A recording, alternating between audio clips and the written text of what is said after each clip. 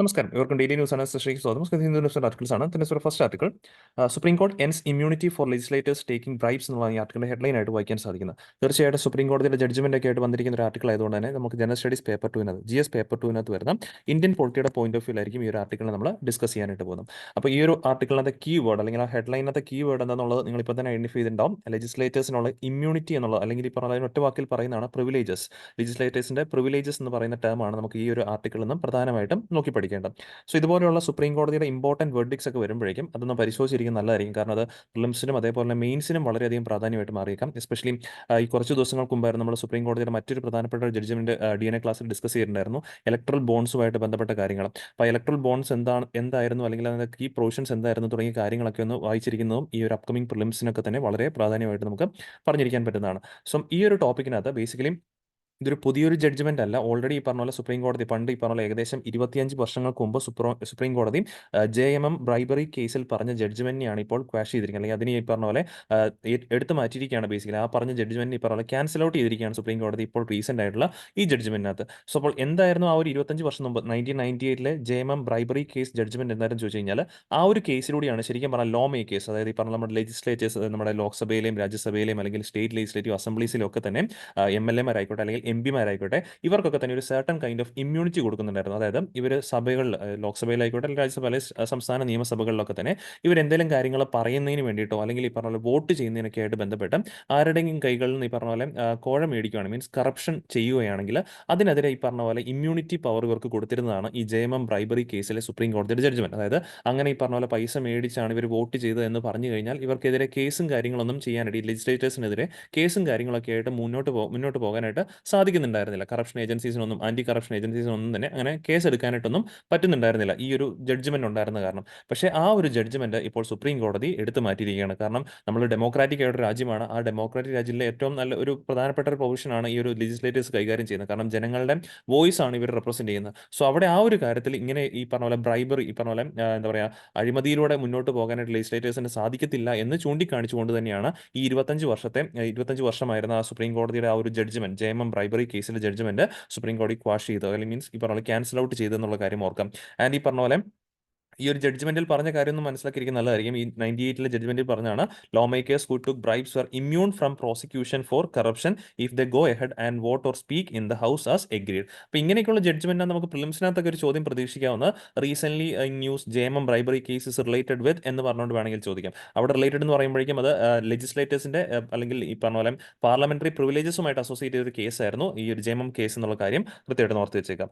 So ഇവിടെ വരുന്ന ഞാൻ നേരത്തെ പറഞ്ഞു കീവേഡ്, ഇപ്പം ആർട്ടിക്കിൾ എന്താണെന്നുള്ള കാര്യം നിങ്ങൾക്ക് മനസ്സിലായിട്ടുണ്ടാവും. ഇനി നമ്മൾ പഠിക്കേണ്ടത് എന്താണ് പാർലമെന്ററി പ്രിവിലേജസ് എന്നുള്ളതാണ്. Okay, so parliamentary privileges are special rights, immunities and exemptions enjoyed by the two houses of parliament, their committees and their members. അത് നമ്മൾ തുടക്കത്തിലേ പറഞ്ഞു. പാർലമെന്റിൽ ഈ പറഞ്ഞ പോലെ ലോക്സഭ ആയിക്കോട്ടെ, രാജ്യസഭ ആയിക്കോട്ടെ, അല്ലെങ്കിൽ ഈ പറഞ്ഞ നിയമസഭകളിലൊക്കെ തന്നെയുള്ള MLA മാരോ അല്ലെങ്കിൽ MP മാരോ ഇവരൊക്കെ തന്നെ സഭയ്ക്കുള്ളിൽ പറയുന്ന കാര്യങ്ങളുമായിട്ട് ബന്ധപ്പെട്ട് ഇവർക്കെതിരെ കേസ് എടുക്കാനായിട്ട് സാധിക്കത്തില്ല. അതുകൊണ്ടാണ് ഈ പറഞ്ഞ പോലെ ഒരു MP അല്ലെങ്കിൽ MLA ആ ഒരു റെസ്പെക്റ്റീവ് പറഞ്ഞ ഹൗസിനുള്ളിൽ അദ്ദേഹം പറയുന്ന കാര്യങ്ങൾക്കെതിരായിട്ട് അല്ലെങ്കിൽ കാര്യങ്ങൾ വെച്ചുകൊണ്ടിട്ട് നമുക്ക് കേസ് ഫയൽ ചെയ്യാൻ പറ്റത്തില്ല. കാരണം അത് പാർലമെന്ററി പ്രിവിലേജസിന്റെ ഭാഗമാണ്.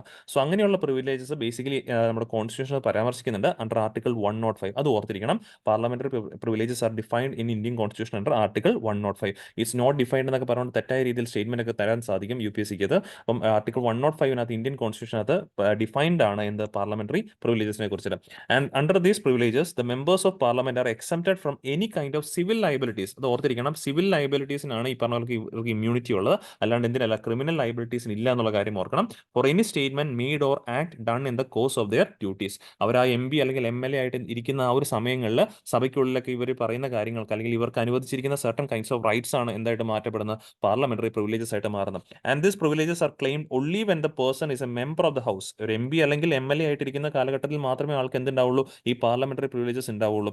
അതിനുശേഷം ആ ഒരു ടേം എൻഡ് ചെയ്ത് കഴിഞ്ഞാൽ, MP അല്ലെങ്കിൽ MLA സ്ഥാനാർത്ഥം എൻഡ് ചെയ്ത് കഴിഞ്ഞാൽ പിന്നെ ആൾക്ക് എന്തുണ്ടാവില്ല, ഈ ഒരു പ്രിവിലേജസ് ഉണ്ടാവില്ല എന്നുള്ള കാര്യം ഓർക്കുക. These privileges are set to be called off once as soon as or she or he ends up being a member of the house. ഈ പോയിന്റ് ഓർത്തിരിക്കണം. അപ്പം ഇതിനകത്ത് പ്രധാനമായിട്ട് ഓർക്കേണ്ട പാർലമെന്ററി പ്രിവിലേജസ് എന്നുള്ള ഈ പ്രിവിലേജസ് എന്നുള്ള വാക്ക് വെച്ച് നമുക്ക് മനസ്സിലാക്കാൻ പറ്റും അത് സർട്ടൺ കൈൻഡ് ഓഫ് റൈറ്റ്സ് ആണ്, പാർലമെന്ററിയൻസിന് അനുവദിച്ചിരിക്കുന്ന സർട്ടൺ കൈൻഡ് ഓഫ് റൈറ്റ്സ് ആണ് നമുക്ക് മനസ്സിലാക്കാൻ പറ്റും. ഇതിനകത്ത് കീ ആയിട്ട് ഓർത്തിരിക്കേണ്ടത് these rights are being defined in article 105 of Indian constitution. Indian കോൺസ്റ്റിറ്റ്യൂഷന്റെ ആർട്ടിക്കിൾ 105 ദ ഡിഫൈൻഡ് ആണെന്നുള്ള കാര്യം എക്സാമിന് കൃത്യമായിട്ട് കൃത്യമായിട്ട് ഓർത്തിരിക്കണം. ഇനി ഇത് പ്രകാരം ഇമ്മ്യൂണിറ്റീസ് ഏത് കാര്യത്തിന് മാത്രമേ കിട്ടുള്ളൂ? സിവിൽ ലയബിലിറ്റീസിന് മാത്രമേ ഇമ്മ്യൂണിറ്റീസ് കിട്ടത്തുള്ളൂ എന്നുള്ള കാര്യം ഓർത്തിരിക്കുക. അല്ലാണ്ട് ഇതിനില്ല, ക്രിമിനൽ ലയബിലിറ്റീസിന് ഇല്ല എന്നുള്ളൊരു പോയിന്റും കൃത്യമായിട്ട് ഓർത്തിരിക്കണം. പിന്നെ ഈ പ്രിവിലേജസ് ആ ഒരു പേഴ്സൺ MP അല്ലെങ്കിൽ MLA ആയിട്ടിരിക്കുന്ന കാലഘട്ടത്തിലേ കിട്ടുള്ളൂ. MP അല്ലെങ്കിൽ MLA ആയിട്ട് മാറിക്കഴിഞ്ഞാൽ പിന്നെ ആൾക്ക് എന്ത് കിട്ടത്തില്ല? ഈ പ്രിവിലേജസ് കിട്ടത്തില്ല എന്നുള്ളൊരു കാര്യം കൃത്യമായിട്ടും എക്സാമിന്റെ പോയിന്റ് ഓഫ് വ്യൂ മനസ്സിലാക്കിയിരിക്കും. ഓക്കെ, ഇനി നമ്മൾ അടുത്ത ആർട്ടിക്കിളിലേക്ക് മൂവ് ഓൺ ചെയ്യാണ്. അടുത്ത സയൻസ് ആൻഡ് ടെക്നോളജിയുമായിട്ട് ബന്ധപ്പെട്ട് വരുന്ന ഒരു ആർട്ടിക്കിളാണ്. Prime minister visits Kalpakkam nuclear power plant എന്നുള്ളതാണ് ഈ ആർട്ടിക്കിളിന്റെ ഹെഡ്ലൈൻ ആയിട്ട് വായിക്കാൻ സാധിക്കുന്നത്. അപ്പോൾ എന്തായാലും ഈ ഒരു ആർട്ടിക്കിളിൽ കിടക്കുന്ന മുമ്പ് ജസ്റ്റ് നമ്മുടെ ഇന്ത്യയുടെ ന്യൂക്ലിയർ പവർ പ്രൊജക്റ്റുമായിട്ട് ബന്ധപ്പെട്ട കുറച്ച് കാര്യങ്ങൾ നമ്മൾ പഠിച്ചിരിക്കണം. കാരണം നമ്മൾ ഈ പറഞ്ഞ പോലെ 2070 ആകുമ്പോഴേക്കും അല്ലെങ്കിൽ 2070 ഇന്ത്യ ഒരു കാർബൺ ന്യൂട്രൽ രാജ്യമായിട്ട് മാറണം എന്നുള്ളതൊക്കെയാണ് നമ്മൾ ആഗ്രഹിക്കുന്നത്. സോ ആ ഒരു നെറ്റ് കാർബൺ ന്യൂട്രൽ രാജ്യമായിട്ട് 2070 മാറണമെങ്കിൽ നമുക്ക് കുറേ കൂടെ ക്ലീനർ എനർജി ഫ്യൂവൽസ് നമുക്ക് കൊണ്ടുവരേണ്ടതുണ്ട്, എനർജി കൺസംഷനൊക്കെ ആയിട്ട് ബന്ധപ്പെട്ട്. സോ ആ ഒരു രീതിയിലാണ് നമ്മളിപ്പോൾ ഈ പറഞ്ഞ പോലെ സോളാർ എനർജി ഒക്കെയാണ് കൂടുതൽ പ്രൊമോട്ട് ചെയ്യുന്നത്. അപ്പോൾ ആ ഒരു രീതിയിലേക്ക് ന്യൂക്ലിയർ പവർ പ്ലാന്റുകൾക്ക് ഒരുപാട് കോൺട്രിബ്യൂട്ട് ചെയ്യാനായിട്ട് സാധിക്കുന്ന ഒരു കാര്യമാണ്. സോ എന്തായാലും ഇന്ത്യയിലെ ന്യൂക്ലിയർ പവർ ജനറേഷൻ അല്ലെങ്കിൽ ഈ പറഞ്ഞ പോലെ ന്യൂക്ലിയർ പവർ യൂസേജ് നമ്മൾ ഇന്നോ ഇന്നലെ തുടങ്ങിയതല്ല, വർഷങ്ങൾ തൊട്ട് തുടങ്ങിയതാണ്. ഏകദേശം ഇതിൻ്റെ ഒരു സ്റ്റാർട്ടിങ് പറയുവാണെങ്കിൽ 1944 വേണമെങ്കിൽ പറയാൻ സാധിക്കും. പക്ഷേ അന്ന് ആ ഒരു കാലഘട്ടം തുടക്കമാണ് ബേസിക്കലി കേട്ടോ, ഇനീഷ്യൽ സ്റ്റേജസ് ആണ് പറയുന്നത്. 1944 ആ ഒരു ടൈം പീരിയഡിലൊക്കെ തന്നെ ഹോമി ജഹാംഗീർ ബാബയുടെ ഒക്കെ നേതൃത്വത്തിലൊക്കെ പതുക്കെ സ്റ്റാർട്ടപ്പ് ചെയ്ത ന്യൂക്ലിയർ പ്രൊജക്റ്റുകളാണ് ഇന്നിപ്പോൾ അതിൻ്റെ ഒരു അതിൻ്റെ ഒരു എന്താ പറയുക ബ്യൂട്ടിഫുൾ സ്റ്റേജിലേക്ക് എത്തി നിൽക്കുന്നത്. സോ എന്തായാലും ഇന്ത്യയുടെ ന്യൂക്ലിയർ പവർ സ്റ്റേജസിനെ കുറിച്ച് പറയുവാണെങ്കിൽ 3 സ്റ്റേജ് ന്യൂക്ലിയർ പവർ ആണ് നമുക്ക് ബേസിക്കലി ഉള്ളത്, അല്ലെങ്കിൽ നമ്മൾ ഡിഫൈൻ ചെയ്തിരിക്കുന്നത്. ഈ 3 സ്റ്റേജിനകത്ത് ഇപ്പം നമ്മൾ നിലവിൽ എത്തി നിൽക്കുന്ന ആ ഒരു സെക്കൻഡ് സ്റ്റേജ് എന്ന് പറയാൻ പറ്റും. അല്ലെങ്കിൽ ഇന്നിപ്പോൾ വാർത്തയിലുള്ളത് ബേസിക്കലി ഈ ഒരു കൽപ്പകം ന്യൂക്ലിയർ പവർ റിയാക്ടറാണ്. അവിടുത്തെ ഈ പറഞ്ഞ പോലെ ഫാസ്റ്റ് ബ്രീഡർ റിയാക്ടറാണ് ഇന്നിപ്പോൾ വാർത്തയിലുള്ളത്. പ്രൈം മിനിസ്റ്റർ ഈ പറഞ്ഞ പോലെ ആ ഒരു പിക്ചറിൽ കാണാൻ സാധിക്കുന്നതും ആ ന്യൂക്ലിയർ റിയാക്ടർ പ്ലാന്റ് അടുത്താണുള്ളത്. സോ എന്തായാലും ഈ 3 സ്റ്റേജസിനകത്ത് ഫസ്റ്റ് സ്റ്റേജ് എന്ന് പറഞ്ഞു കഴിഞ്ഞാൽ പ്രഷറൈസ്ഡ് ഹെവി വാട്ടർ റിയാക്ടേഴ്സ് ആണ് നമ്മൾ യൂസ് ചെയ്യുന്നത്. പ്രഷറൈസ്ഡ് ഹെവി വാട്ടർ റിയാക്ടേഴ്സ് ആണ് ഫസ്റ്റ് സ്റ്റേജ് എന്ന് പറഞ്ഞു കഴിഞ്ഞാൽ. ആൻഡ് സെക്കൻഡ് സ്റ്റേജിലേക്ക് വരുമ്പോഴേക്കും ഫാസ്റ്റ് ബ്രീഡർ റിയാക്ടേഴ്സ് കുറച്ചുകൂടെ എഫിഷ്യൻസി കൂടുതലായിട്ട് കിട്ടും. ഇനി തേർഡ് സ്റ്റേജ് എന്ന് പറഞ്ഞു കഴിഞ്ഞാൽ അത് തോറിയം ബേസ്ഡ് റിയാക്ടേഴ്സ് ആണ്. തോറിയം ബേസ്ഡ് റിയാക്ടേഴ്സ് ആയിട്ട് ബേസിക്കലി മാറ്റപ്പെടും. സോ എന്തായാലും ഇപ്പം നിലവിൽ നമുക്ക് ഏകദേശം 22ഓളം ന്യൂക്ലിയർ റിയാക്ടേഴ്സ് ഉണ്ട്. 7 പവർ പ്ലാന്റുകളിലൊക്കെ ആയിട്ട് 22ഓളം ന്യൂക്ലിയർ റിയാക്ടേഴ്സ് ഉണ്ട് ഓപ്പറേഷണൽ വൈസ് ഉള്ളത്. അതിൽ ഏറെക്കുറയും ഈ പറഞ്ഞ പോലെ ഈ ഫസ്റ്റ് സ്റ്റേജിൽ വരുന്നതാണ് പ്രഷറൈസ്ഡ് ഹെവി വാട്ടർ റിയാക്ടേഴ്സ് ആണ്. ഇപ്പോൾ സെക്കൻഡ് സ്റ്റേജിലേക്ക് എത്തി നിൽക്കുന്നതാണ് ഇത് ഈ ഫാസ്റ്റ് ബ്രീഡർ റിയാക്ടേഴ്സ്. അതിന്റെ പ്രോട്ടോടൈപ്പ് ആണ് ഇപ്പോൾ ഫസ്റ്റ് ലോഡിങ്ങിനായിട്ട് കോർ ലോഡിങ്ങിന് വേണ്ടിയിട്ട് കമൻസ് ചെയ്തു എന്ന് പറഞ്ഞുകൊണ്ട് ഇപ്പോൾ വാർത്തയിൽ വന്നിരിക്കുന്നത്. ഇനിയിപ്പോൾ നമ്മൾ പരീക്ഷണം നടത്തിക്കൊണ്ടിരിക്കുകയാണ്. ഈ തോറിയൻ ബേസ്ഡ് റിയാക്ടേഴ്സിനെ കുറിച്ചിട്ടുള്ള പരീക്ഷണവും കാര്യങ്ങളൊക്കെ അതിന്റെ ട്രയലും കാര്യങ്ങളൊക്കെ നടന്നുകൊണ്ടിരിക്കുകയാണ്. കാരണം ഇത് വൺസ് ട്രയലൊക്കെ എടുത്തതിന് ശേഷം ഒരുപാട് വർഷങ്ങൾ എടുക്കും ഇതിന്റെ ഈ പറഞ്ഞ പോലെ ഓപ്പറേഷൻ സ്റ്റാർട്ട് ചെയ്യാനായിട്ട്. കാരണം ഈ പറഞ്ഞ പോലെ ഇതിന്റെ എല്ലാ രീതിയിലുള്ള സേഫ്റ്റിയും കാര്യങ്ങളൊക്കെ നമ്മൾ പരിശോധിച്ചിരിക്കണം. അല്ലെങ്കിൽ നമുക്ക് ചെർണോബിയൽ ന്യൂക്ലിയർ ഡിസാസ്റ്ററിനെ കുറിച്ച് നമ്മളെല്ലാം പഠിച്ചിട്ടുള്ളതാണ്. അങ്ങനെ ഒരു കാര്യത്തിലേക്ക് പോകാനേ പാടില്ല. അങ്ങനെ പോയി കഴിഞ്ഞാൽ അത് വലിയൊരു ഡിസാസ്റ്റർ ആയിട്ട് മാറാൻ സാധിക്കുന്നുണ്ട്. സോ അങ്ങനെയൊന്നും പോകാതിരിക്കാനായിട്ട് ഒരുപാട് നാളത്തെ ടെസ്റ്റിങ്ങും അല്ലെങ്കിൽ സേഫ്റ്റി കാര്യങ്ങളെല്ലാം നോക്കിയിട്ടാണ് ഇതെല്ലാം ഓപ്പറേഷൻ കമൻസ് ചെയ്യുന്നുള്ള കാര്യം മനസ്സിലാക്കി വെച്ചേക്കാം. സോ അപ്പോൾ എന്തായാലും വാർത്തയിലുണ്ടായിരുന്നുള്ളൂ prime minister Narendra Modi on Monday witness the commencement of core loading at the India's first indigenous fast breeder reactor. ഇതിന്റെ പറഞ്ഞ കപ്പാസിറ്റി 500 മെഗാവാട്ട് ഇലക്ട്രിക് എനർജിയാണ് അറ്റ് കൽപ്പകമാണ്. ഓക്കെ, അറ്റ് കൽപ്പം. അപ്പോൾ ഇത് ഈ ഒരു ഫാസ്റ്റ് ബ്രീഡർ റിയാക്ടർ സെക്കൻഡ് സ്റ്റേജിൽ വരുന്ന എന്നുള്ളൊരു പോയിന്റ് ഓർത്ത് വെച്ചേക്കണം. ദെൻ ഈ പറഞ്ഞ പോലെ ഇന്ത്യയുടെ സ്റ്റാറ്റസ് ഓഫ് ന്യൂക്ലിയർ എനർജിയെ കുറിച്ച് നമുക്ക് ഒന്ന് അറിഞ്ഞിരിക്കാം. കാരണം ഫിലിംസിന് ആവശ്യമായിട്ട് വരും. Nuclear energy is the 5th largest source of electricity in India. ഇന്ത്യയിലെ 5th ലാർജസ്റ്റ് സോഴ്സ് ഓഫ് ഇലക്ട്രിസിറ്റിയാണ് nuclear energy, contributing about 2% of country's total electricity generation. ഈ സ്റ്റേറ്റ്മെന്റുകളൊക്കെ വേണമെങ്കിൽ ഫിലിംസിന് ചോദിക്കാം കേട്ടോ.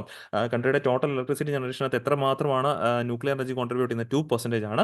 And India current has over 22 nuclear reactors in 7 power plants. 7 power പ്ലാന്റുകളായിട്ട് 22 nuclear reactors ആണ് ഇന്ത്യക്കുള്ളത്. ഞാൻ ഇതിന്റെ മാപ്പ് അടുത്ത സ്ലൈഡുകളിൽ കാണിച്ചു തരാം. Across the country which together produce 6780 megawatt of nuclear power. ഇത്രയാണ് ഇന്ത്യയുടെ ടോട്ടൽ എനർജിയുടെ ഈ പറഞ്ഞ പോലെ എനർജി പ്രൊഡക്ഷൻ 2% ആയിട്ട് മാറപ്പെടുന്നത്. And of these reactors 18 are pressurised heavy water reactors. ഈ 22 18 എണ്ണം എന്താണ്? പ്രഷറൈസ്ഡ് ഹെവി വാട്ടർ റിയാക്ടേഴ്സ് ആണ്. And 4 are light water reactors ആണ്. Okay, then January 2021 the Kakrapar atomic power project, shortly പറഞ്ഞ KAPP3 എന്നറിയപ്പെടുന്ന India's first 700 megawatt energy unit and the biggest indigenously developed variant of pressurised heavy water reactor. Pressurised heavy water റിയാക്ടറിനകത്ത് ഏറ്റവും വലിയൊരു പ്രൊജക്റ്റാണ് കക്രബർ atomic power project. അത് 2021 operation commence ചെയ്തിട്ടുണ്ടായിരുന്നത് and was connected to the grid. Okay, electric ഗ്രിഡിലേക്കും connect ചെയ്ത് operation start ചെയ്ത് 2021. So എന്തായാലും ഈ ഒരു ഇതിലേക്ക് പോകുമ്പോഴേക്കാണ് ഇപ്പം നമ്മൾ ഈ ഫാസ്റ്റ് ബ്രീഡർ റിയാക്ടറിനെ കുറിച്ചിട്ട് പഠിക്കുന്നു. കൽപ്പകം പവർ പ്ലാന്റിലാണ് ബേസിക്കലി നിൽക്കുന്നത് under the Madras atomic power station. Okay, and the ഇപ്പൊ ഇതിന്റെ പ്രോട്ടോടൈപ്പ് ആണ് ബേസിക്കലി ആ ടെസ്റ്റിംഗ് കാര്യങ്ങളൊക്കെയാണ് വർക്ക് ചെയ്യുന്നത്. ഫാസ്റ്റ് ബ്രീഡർ റിയാക്ടറിന്റെ പ്രോട്ടോടൈപ്പ് ആണ്. അതിന് 500 മെഗാവോൾട്ട് ഇലക്ട്രിസിറ്റി പ്രൊഡ്യൂസ് ചെയ്യാനായിട്ടുള്ള കപ്പാസിറ്റി ബേസിക്കലി ഉണ്ട്.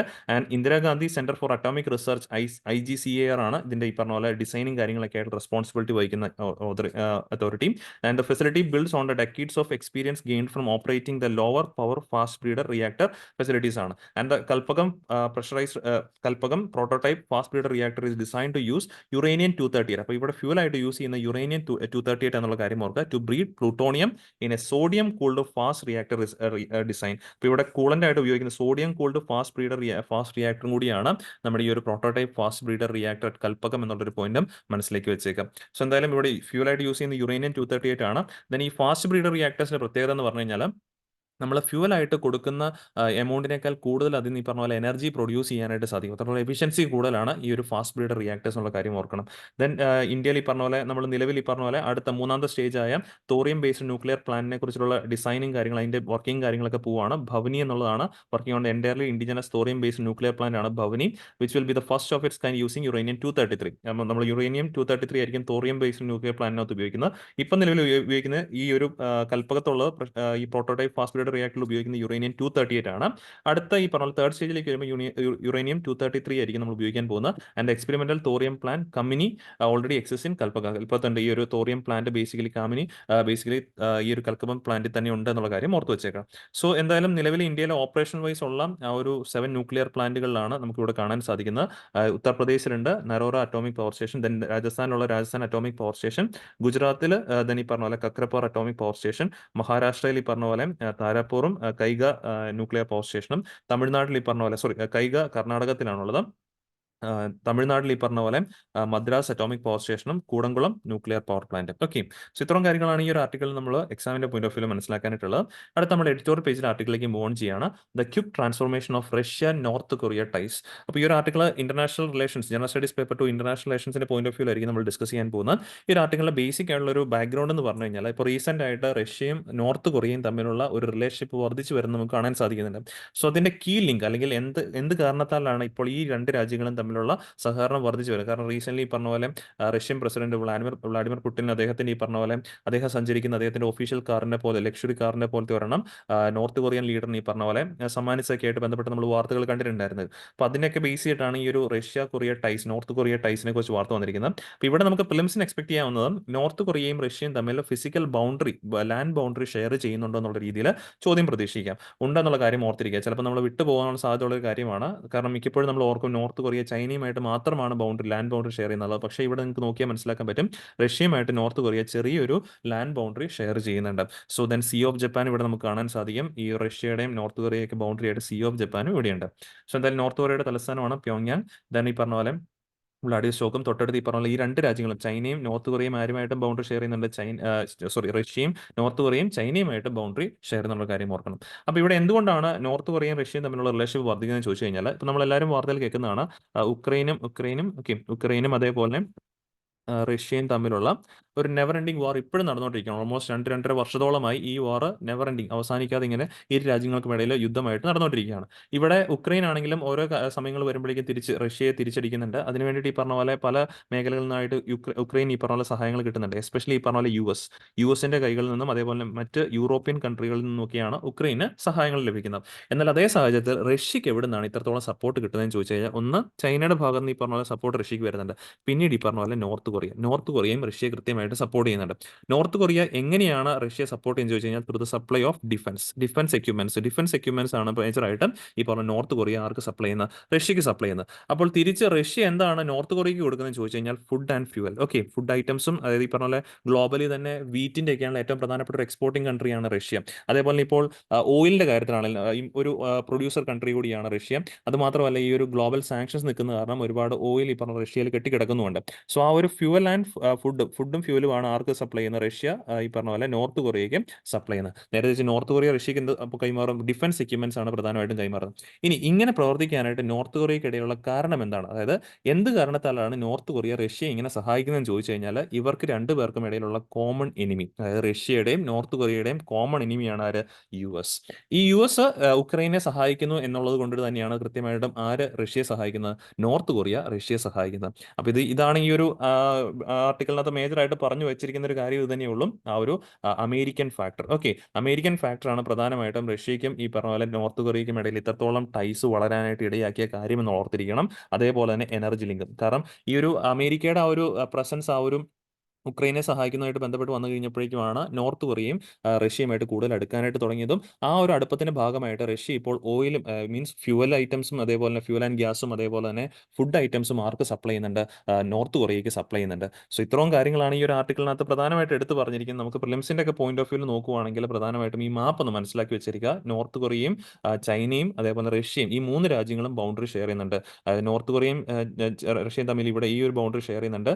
നോർത്ത് കൊറിയയും ചൈനയും തമ്മിൽ ഇവിടെ നമുക്ക് കാണാം, ചൈനയും റഷ്യയും തമ്മിൽ ഇവിടെയും കാണാൻ സാധിക്കും. അപ്പോൾ ഈ മൂന്ന് രാജ്യങ്ങളും പരസ്പരം അങ്ങോട്ടും ഇങ്ങോട്ടും ബൗണ്ടറി ഷെയർ ചെയ്യുന്ന രാജ്യങ്ങളാണെന്നുള്ളൊരു കാര്യം കൃത്യമായിട്ട് മനസ്സിൽ വെച്ചേക്കാം. ഇത്രയും കാര്യങ്ങളുള്ളൂ. ഇത്രയും കാര്യങ്ങളാണ് പ്രധാനമായിട്ടും ഇന്നത്തെ DNA നമുക്ക് പഠിക്കാനുണ്ടായിരുന്നു. അപ്പോൾ ഇന്ന് ഡിസ്കസ് ചെയ്ത ടോപ്പിക്സ് എല്ലാവർക്കും ക്ലിയർ ആണെന്ന് വിശ്വസിക്കുന്നു. വീണ്ടും നമുക്ക് അടുത്ത ദിവസം കാണാം. താങ്ക്